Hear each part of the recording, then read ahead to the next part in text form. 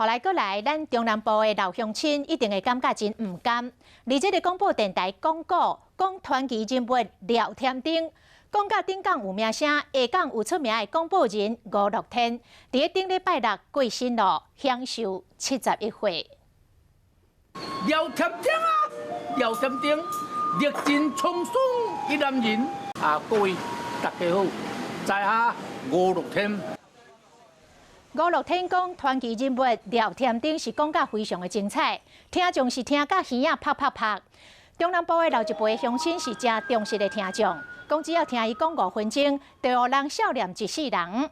吴乐天的弟子吴国珍真感慨，讲因为即摆大多数的少年人听无台语，所以吴乐天广告的艺术功力，长期尾也是挡袂过时代的浪潮。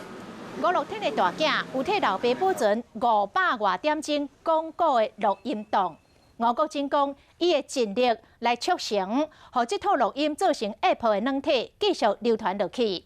啊，吴乐天的告别式家属想要低调来进行，并无要对外来开放。目前嘛有计划，伫吴乐天做对年的时阵，用学术研讨会形式来对述吴乐天。